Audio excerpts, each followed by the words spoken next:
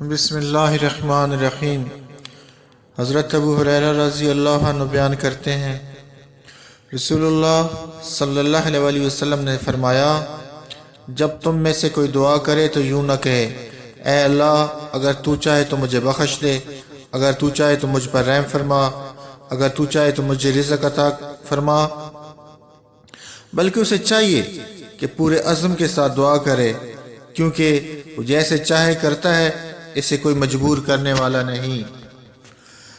حضرت ابو ہریرہ رضی اللہ عنہ بیان کرتے ہیں، رسول اللہ صلی اللہ علیہ وسلم نے فرمایا، بندہ جب تک کسی گناہ یا قطع رحمی کے بارے میں دعا نہ کرے، اس کی دعا قبول ہوتی ہے، بشرطے کہ وہ جلد بازی نہ کرے۔ عرض کیا گیا، اے اللہ کے رسول صلی اللہ علیہ وسلم، جلد بازی سے کیا مراد ہے؟ آپ صلی اللہ علیہ وسلم نے فرمایا، وہ کہتا ہے میں تو بہت دعائیں کر چکا ہوں، لیکن میری دعا قبول ہی نہیں ہوتی۔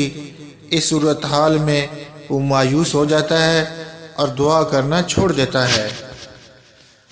حضرت ابو درداء رضی اللہ عنہ بیان کرتے ہیں، رسول اللہ صلی اللہ علیہ وسلم نے فرمایا، مسلمان شخص کی اپنے مسلمان بھائی کے لیے وہ دعا قبول ہوتی ہے جو اس کی غیر موجودگی میں کی جاتی ہے، اور دعا کرنے والے کے پاس ایک فرشتہ مامور ہوتا ہے۔